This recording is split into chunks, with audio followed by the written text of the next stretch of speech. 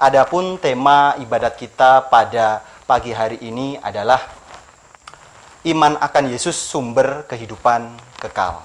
Ya, iman akan Yesus apa? Sumber kehidupan. Ya, sumber kehidupan kekal. Ya, kita menyadari bahwa hidup di dunia ini tidaklah selama-lamanya. Sebagaimana pepatah Jawa mengatakan, urip iku mung mampir ngombe. Apa artinya? Hidup itu hanya singgah untuk minum saja. Jadi teramat singkat sekali ya, teramat singkat. Kalau hidup itu teramat singkat, maka penting bagi kita sebagai orang-orang beriman untuk benar-benar menghidupi iman kita dengan sungguh-sungguh. Karena itulah yang akan menjadi bekal bagi kita supaya kita mendapat kehidupan yang kekal. Nah, iman itu iman yang bagaimana? Tentunya iman kepada Yesus Kristus, Sang Juru Selamat dunia. Untuk itu, ibu-ibu Dewan Guru dan siswa-siswi yang hebat, sebelum kita melanjutkan ibadat kita, mari kita hening sejenak. Kita sesali segala dosa dan kesalahan yang telah kita perbuat.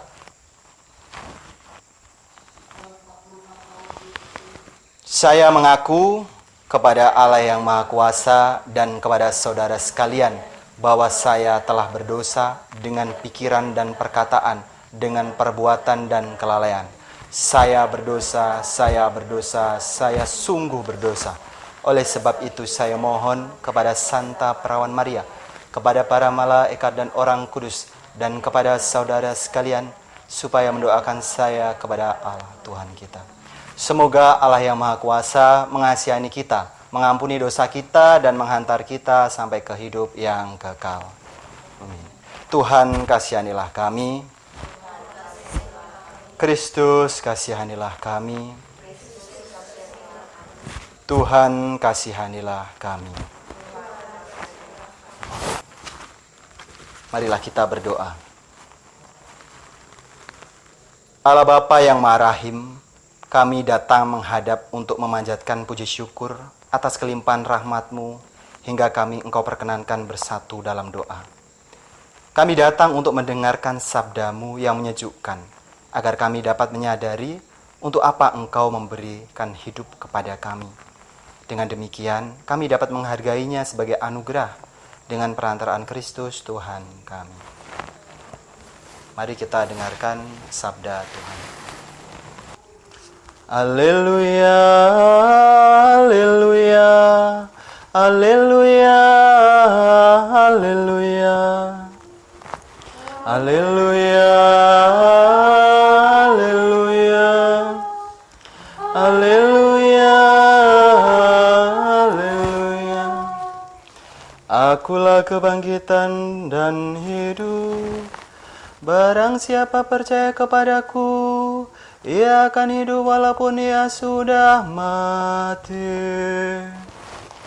Haleluya, haleluya, haleluya, haleluya, haleluya, haleluya, haleluya, haleluya.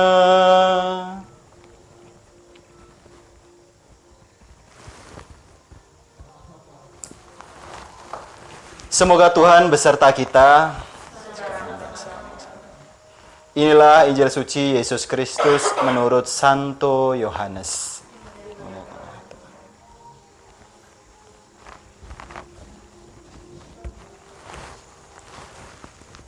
Maka ketika Yesus tiba, didapatinya Lazarus setelah 4 hari berbaring di dalam kubur. Betania terletak dekat Yerusalem, kira-kira 2 mil jauhnya. Di situ banyak orang Yahudi telah datang kepada Marta dan Maria untuk menghibur mereka berhubung dengan kematian saudaranya. Ketika Marta mendengar bahwa Yesus datang, ia pergi mendapatkannya. Tetapi Maria tinggal di rumah. Maka kata Marta kepada Yesus, "Tuhan, sekiranya Engkau ada di sini, saudaraku pasti tidak mati. Tetapi sekarang pun aku tahu bahwa Allah akan memberikan kepadamu segala sesuatu yang engkau minta kepadanya." Kata Yesus kepada Marta, saudaramu akan bangkit. Kata Marta kepadanya, aku tahu bahwa ia akan bangkit pada waktu orang-orang bangkit pada akhir zaman. Jawab Yesus, akulah kebangkitan dan hidup. Barang siapa percaya kepadaku, ia akan hidup walaupun ia sudah mati. Dan setiap orang yang hidup dan percaya kepadaku tidak akan mati selama-lamanya. Percayakah engkau akan hal ini? Jawab Marta, ya Tuhan, aku percaya bahwa engkaulah Mesias anak Allah, dia yang akan datang ke dalam dunia. Demikianlah sabda Tuhan. Terpujilah Kristus.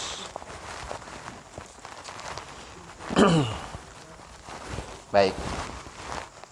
Sebelum kita mengawali renungan kita pada pagi hari ini, Bapak ingin bertanya, ya, baik itu kepada ibu-ibu Dewan Guru maupun kepada siswa-siswi yang hebat.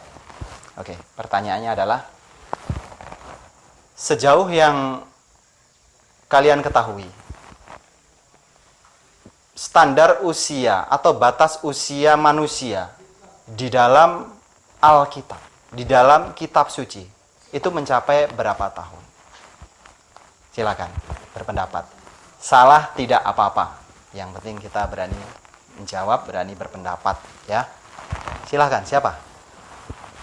Standar usia manusia yang kira-kira tercatat di dalam Alkitab atau yang tercatat di dalam Alkitab. Silakan, mungkin ibu-ibu Dewan Guru dulu. Coba untuk menjawab. Tidak apa-apa. Oke, kita di sini ya sama-sama belajar karena ini kan memang institusi pendidikan. Wajar bagi kita untuk membahas hal ini pula. 70-an lebih. Oke, 70-an lebih menurut Bu Natali. Ya, terima kasih Bu Natali atas jawabannya. Mungkin yang lain, silahkan. Berapa? Oke, 80. Oke. Terima kasih Mbak Mita ya atas jawabannya. Siapa lagi kira-kira yang ingin berpendapat? 60. Berarti lebih rendah lagi, lebih kecil lagi ya. Oke. Ada yang 100. Oke. Boleh dijawab, boleh. Ada yang 100, ada yang 60, ada yang 70, 80. Apa salah? Kita kan berpendapat kan? Tidak ada salahnya. Oke. Terima kasih atas jawabannya Mas Denis dan juga Mbak siapa? Hastina ya. Oke, benar, Hastina. Yang cewek ini Bapak kadang-kadang masih agak lupa-lupa gitu ya. Oke, mungkin ada lagi yang berpendapat? Mungkin Bang Ari, kira-kira berapa standar usia manusia di dalam Alkitab? Ya. 90. Oke, 90. Oke, terima kasih atas jawabannya. Mungkin Bu Desi? Kira-kira Bu Desi. Bu Kesi. Ya, Bu Kesi. Maaf, Bu Kesi. 70-an ya, Bu Kesi. Berarti bisa di antara 70 sampai 80 gitu ya. Di antara rentang itu mungkin ya. Oke, baik, terima kasih untuk jawabannya Ibu-ibu Dewan Guru dan juga siswa-siswi yang hebat. Baik. Kalau kita merujuk di dalam Alkitab, ya, apa yang kalian sampaikan itu ada benarnya begitu ya. Jadi tidak sepenuhnya salah ya, masih ada benarnya begitu ya. Karena memang usia manusia di dalam Alkitab itu dia tidak stagnan ya, berubah-ubah ya, berubah-ubah usia manusia itu. Awalnya usia manusia itu kalau kita tilik, kita tengok di dalam kehidupannya para bapak leluhur iman itu bisa mencapai ratusan tahun ya, bahkan mendekati 1000 tahun ya, mendekati 1000 tahun, seperti salah satu baitnya puisi dari Khairil Anwar itu kan, aku ingin hidup 1000 tahun lagi ya. Enggak pernah dengar enggak itu kira-kira bait puisi seperti itu dari Khairil Anwar, nah mengatakan seperti itu benar sebenarnya. para bapak leluhur iman itu usianya dulu itu bisa mencapai ratusan tahun. Kalau kita lihat di dalam kitab Kejadian pasal 5 ayatnya yang kelima, Bapak Adam usianya mencapai 930 tahun, berarti 1000. Kemudian ada juga Bapak Nuh atau juga disebut sebagai Nabi Nuh. Itu usianya mencapai 950 tahun. Berdasarkan kitab Kejadian pasal 9 ayatnya yang ke-29. Kemudian ada yang paling tua atau yang paling tinggi usianya dari semua tokoh-tokoh di dalam kitab suci. Kira-kira siapa namanya? Di atas Bapak Adam dan juga dia di atasnya Nabi Nuh tadi. Siapa kira-kira? Ada yang tahu? Ya, dia usianya paling tinggi lah istilahnya. Kalau dibandingkan dengan semua tokoh Alkitab dari Perjanjian Lama sampai Perjanjian Baru. Nah. Daud? Oke, Daud. Daud ini berarti sudah di bawah zamannya Nabi Musa ya. Daud itu tahu enggak siapa? Raja Israel. Bapak daripada Salomo. Orang Islam menyebutnya Sulaiman. Orang Katolik Arab juga menyebutnya Sulaiman. Raja Israel ya. Itu yang disampaikan oleh Bu Natali. Oke, terima kasih atas jawabannya. Ayo siswa-siswi hebat, kira-kira siapa yang usianya paling tinggi di dalam Alkitab? Ya, dari seluruh tokoh di dalam Alkitab itu siapa?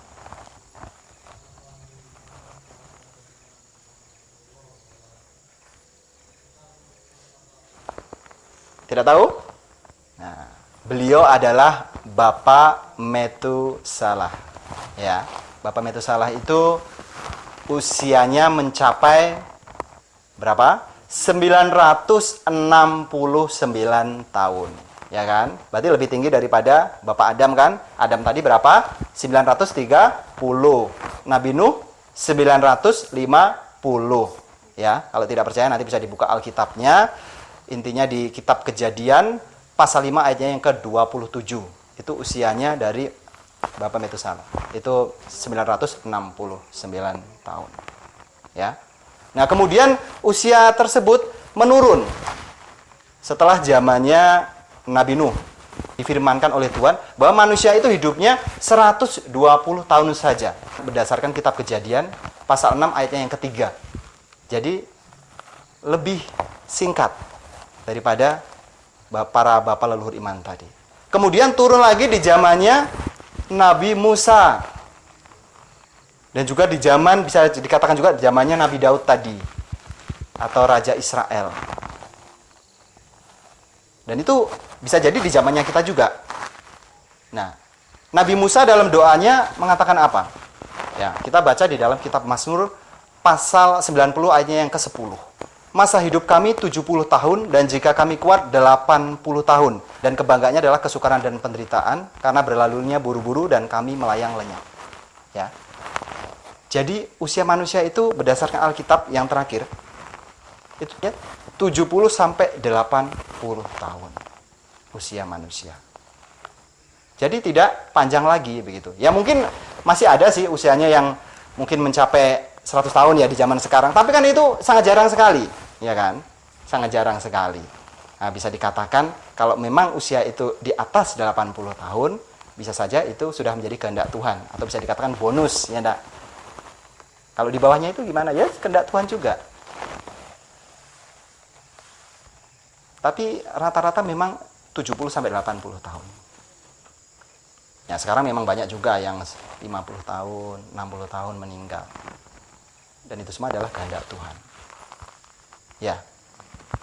Kalau kita mungkin kembalikan pada diri kita, ya, seperti bait puisinya Khairil Anwar tadi, bahwa manusia itu pada dasarnya ingin hidup 1000 tahun lagi. Untuk itulah manusia bisa dikatakan melakukan segala upaya supaya manusia itu mendapatkan usia yang panjang. Ada yang menggunakan obat-obatan, ada yang menggunakan produk-produk kosmetik, ada yang berolahraga ketika sakit ya pergi ke rumah sakit berobat ya supaya mereka tidak apa ya tidak berumur pendek, tidak mati gitu loh. Sebenarnya kan kerinduannya seperti itu. Jadi manusia itu pada dasarnya memiliki kerinduan untuk mendapatkan atau memperoleh hidup yang kekal ya. Tapi sekuat apapun yang kita lakukan ya enggak? Sekuat apapun yang kita lakukan, upaya apapun yang kita lakukan, kita pada akhirnya juga akan sampai kepada batas usia kita. Iya atau ya? Nah, iya.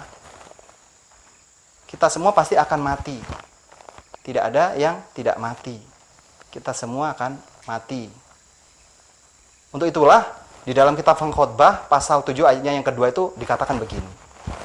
Pergi ke rumah duka lebih baik daripada pergi ke rumah pesta.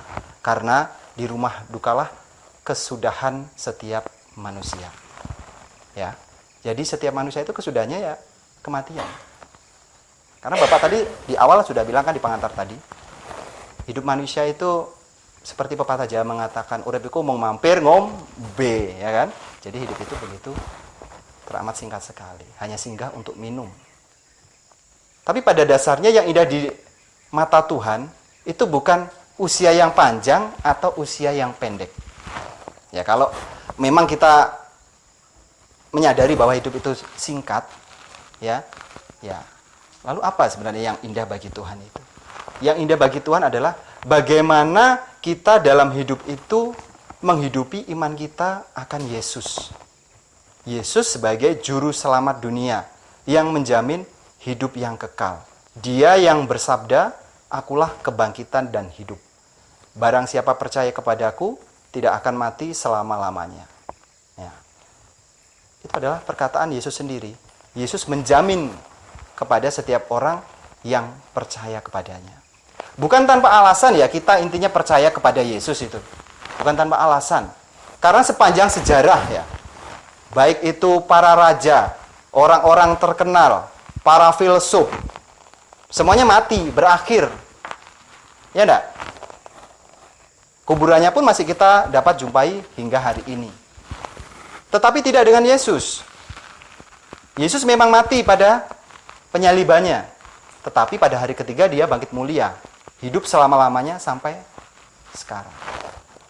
Bahkan dia memegang kunci maut dan kerajaan maut berdasarkan kitab Wahyu.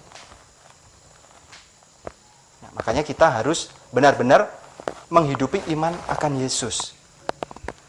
Memelihara iman akan Yesus. Karena sebagaimana yang dikatakan Rasul Paulus di dalam suratnya tadi yang dibacakan oleh teman kita, Mita ya, bahwa hidup itu apa yang dikatakan Rasul Paulus dalam suratnya yang kedua kepada Timotius, pasal 4 ayat yang ke-7. Hidup itu pertandingan. Pertandingan di dalam memelihara iman. Iman akan Yesus itu tidak hanya diucapkan di dalam bibir atau melalui kata-kata saja, aku beriman kepada Yesus. Tidak. Tidak cukup hanya itu. Tetapi juga harus direalisasikan. Melalui apa? Pengungkapan iman dan perwujudan iman. Dua hal itu. Kalau kita lihat salib ini ya, salib ini kan terdiri dari garis vertikal ke atas dan horizontal, menyamping. Vertikal, ini tadi yang Bapak bilang adalah pengungkapan iman, hubungan kita dengan Tuhan. Ini harus benar. Kemudian menyamping, itu adalah perwujudan iman, hubungan kita dengan sesama. Ya. Jadi hubungan kita dengan Tuhan melalui apa? Ya melalui seperti ini. Ibadat sabda, misa, ya, devosi rosario, doa pribadi. Sebagaimana yang sering Bapak ingatkan kepada kalian bahwa kita sebagai orang Katolik setelah Konsili Vatikan kedua itu memiliki kewajiban berdoa setidaknya 2-3 kali dalam sehari. Nah, kemudian iman juga harus diwujudkan melalui apa? Cinta kasih kita kepada sesama. Ya kan? Sesama yang membutuhkan pertolongan harus dibantu. Melakukan aksi-aksi sosial. Karena pada akhir zaman nanti kan Yesus akan berdiri sebagai hakim kan? Menghakimi seluruh umat manusia. Orang-orang benar ditempatkan di sebelah kanannya, orang-orang tidak benar di sebelah kirinya. Kepada orang-orang yang benar dia berkata, ya, terimalah hidup kekal yang disediakan bagimu oleh Bapakku. Karena ketika aku lapar, engkau memberi aku makanan. Ketika aku haus, engkau memberi aku minum. Ketika aku di penjara, engkau melawat aku. Ketika aku sebagai orang asing, engkau memberi aku tumpangan. Dan seterusnya itu. Ya, intinya segala hal yang kita lakukan kepada saudara-saudari kita sama juga kita melakukannya untuk Tuhan Yesus sendiri. Begitu.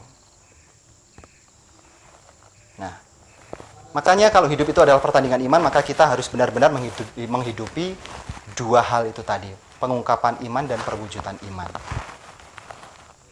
Dan jangan kita digoyahkan hanya oleh hal-hal yang remeh, melalui tantangan-tantangan hidup, godaan-godaan hidup.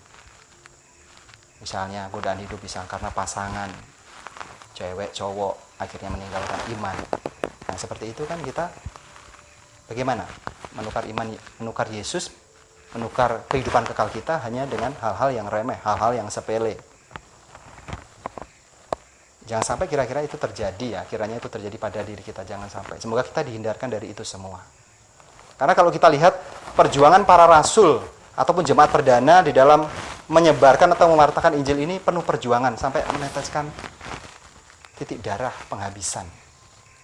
Misalnya seperti Rasul Petrus disalibkan di balik di Roma, Rasul Paulus dipenggal, Rasul Bartolomeus dikuliti hidup-hidup. Ya Mas, Rasul Bartolomeus dikuliti hidup-hidup. Kemudian Rasul Andreas disalibkan dengan palang kayu huruf X. Rasul Thomas ditombak di India. Nah, mereka menghidupi iman dengan sungguh-sungguh, dengan serius. Apapun konsekuensinya, tidak ditukar hanya dengan hal-hal yang sepele, tidak ada. Intinya tidak ada yang lebih tinggi, tidak ada yang lebih berharga daripada Yesus. Tidak ada. Yesus adalah segala-galanya. Dia adalah Raja kita, Tuhan Allah kita.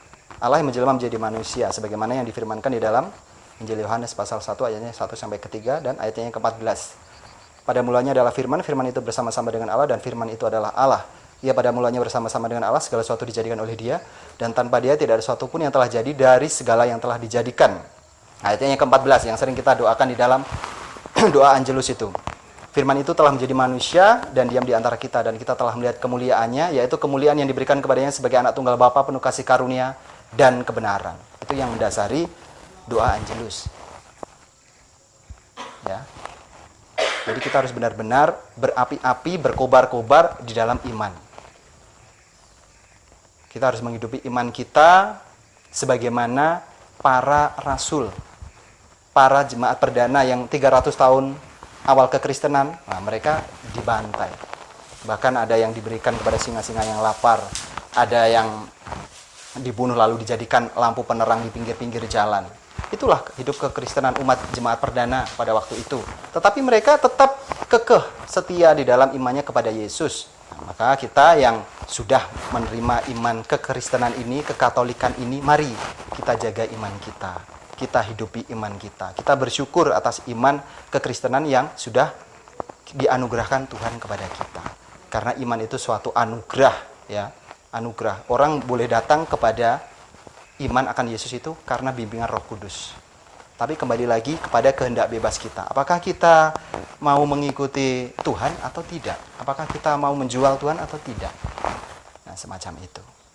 Baik, semoga Tuhan meneguhkan, memampukan kita di dalam pesiaran kita, di dalam menuju kepadanya untuk memperoleh hidup yang kekal. Amin.